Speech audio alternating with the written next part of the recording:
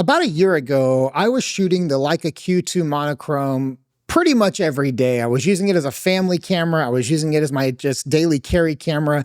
But at the end of the day, I am an M guy. I have bought and sold multiple Q2s because every time I have had one, I've sold it off. I've never owned a Q3, but then I borrow a friend's Q3 and I just absolutely love it. But I'm not going to get sucked into it. I am an M guy. So for that reason, I sold off the Q2 Monochrome and I picked up a Leica M11 Monochrom. And I had a blast shooting that thing. I shot all over here in the Bay. I took it to London with me. I mean, I had a great time with the M11 Monochrom. But at the end of the day, I am not that committed to monochrome photography. So I ended up selling it off to a friend of mine named Zach, who happens to be the creative director and photographer for country megastar Luke Combs. If you go to Luke Combs' Instagram or see any of his work and it's black and white, it's shot on the monochrome that I sold my friend Zach. And he's putting way better use to it than I ever did. But I do love monochrome photography. I'm just not committed enough to own a monochrome camera. Now, when I did have it, as somebody that does a lot with color grading, one of the things that I constantly was asked that I never really had a response to was, how does it compare to the Leica M11? Because one of the benefits of the Leica M system is that I can shoot the exact same lenses, whether it's on film, digital, or even digital monochrome, and I did that quite a bit.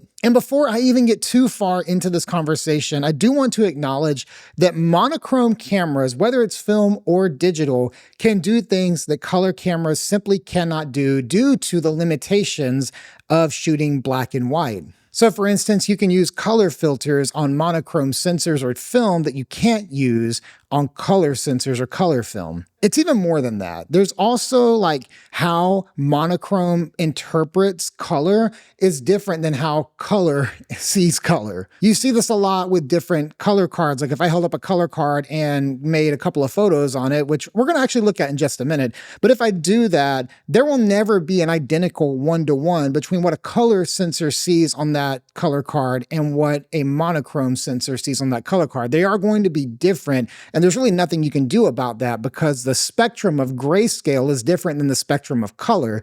And for those reasons, these cameras will never match one-to-one. But that said, it didn't stop me from developing this new preset pack from Very Good Presets, Monochrome L. This has been by far my favorite monochrome preset that I've ever made because it just looks so good in any scenario. Like when I made the Tri-X 400 preset, I shot a lot of Tri-X and digital side by side, and that was cool, and that preset is awesome. I use it all the time. But in the past like 4 months, any monochrome that I have done has been with this preset, and I can't wait to show it to you. So let's start just by taking a look at what is in the pack. This is Very Good Presets Monochrome L, and it includes one single preset, as all of our packs do.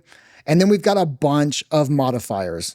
We have got Monochrome L, then we've got 2 levels of high contrast. We've got a pull to lower exposure and a push to raise exposure, and even a push plus, which will raise exposure more, and both of these affect contrast. We've got Sharpen, because monochrome sensors do capture things sharper because they don't have all that color pixel information and those different layers on the filter that light has to get through. It's just a sharper image because of that. We are going to simulate as close as possible a green filter, an orange filter, a red filter, and a yellow filter. And then we've got 3 levels of noise based upon the noise of the M11M at 3 different high ISOs. I want to kick off how I show you this by looking at this color card with my wife's hand. Let me just go ahead and show you. On the right, we've got the M11 Monochrome. And on the left here, we've got the M11. Same lens, same setup. Now, if I come over here, I'm just going to convert it using Adobe Monochrome, which is probably the way most conversions would be done in Lightroom. Now, not everybody can see all the subtleties in black and white, but there is a major difference between these 2 photos. And it's a difference you're going to see more as we get further into this video. But already you can see the detail is lost in many ways on the left side, on the M11, just Adobe conversion, compared to the Leica Monochrome file, which is a little flatter, has a much more like softer transition between the grayscale to the blacks. The Adobe Monochrome has way more stark blacks, way brighter whites. And even if you look at the color cards, how the Adobe Monochrome conversion is seeing color is very different than how the monochrome sensor picked up color. So what I'm gonna do now is on our M11 file, which is on the left, I'm just gonna hover over Monochrome L. And this allows you to see the difference. Monochrome L is on the left and the actual monochrome is on the right. I'm just gonna remove the mouse from Monochrome L and put it back so you can see how different the Adobe conversion is compared to this preset. And if you're looking at the color cards, you're gonna see some differences, right? But I hope they're only differences really in luminance. The tonality is still very much there. And if we compare that to, say, the Adobe conversion, you actually have a very different look than you do with the preset. Specifically, if you were to look, say, at this one here on the left side, and here, very different images, but when you hover it over, you get much closer to what the monochrome sensor sees. I make the same comparison when we're talking about film and digital, because film and digital are two different things and they will never be the same thing, but our film style presets are shot to get you as close as possible to the film scans that you can get. And in the same way, we want to get as close as possible to the monochrome sensor look as we can with something with a color sensor. So let's go ahead now and let's do this photo of my stunningly beautiful wife, Amanda. On the right, again, we've got the M11 Monochrome. On the left, we've got the M11. And again, let's do an Adobe conversion. Now you can probably see here pretty major differences. Even if you don't necessarily have that like completely dialed in monochrome eye, you can see a big difference between these two photos. Adobe has made the black point much deeper. The transition between highlights and shadows is nowhere near as smooth on the Adobe conversion of a color photo as it is on the monochrome. Let's hover over Monochrome L now and watch the image on the left change from the Adobe to the preset. Adobe to the preset. And now I'm going to go ahead and just add the preset to the photo. And we are much closer to the look of a monochrome than we were with just a basic Adobe conversion. And this is where you could come in and just bring your highlights down if you have any direct light, and you'll start to see them really come together and match. So now let's talk about the color filter modifiers, because we got a lot of color in this scene. And we're gonna put them side by side together. Again, monochrome on the right, M11 on the left. As we've been doing, let's do an Adobe monochrome conversion so you can see what Adobe says a conversion is, and then we're gonna hover over Monochrome L.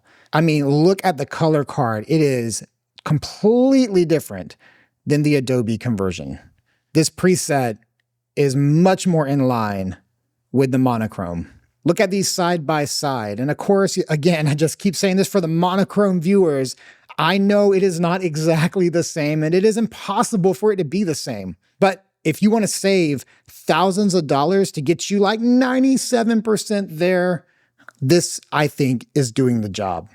Now in this line of photos, our first one here is with a yellow filter. So I have now added the yellow filter monochrome photo on the right. On our left here, we are going to add the yellow filter simulator. And you can see the difference there. Now let's do the orange filter on the right and the orange filter modifier on the left. And I hope you can see there's been a lot of love given to this preset to make this work. Now we've got the red filter on the right, and let's add the red filter modifier.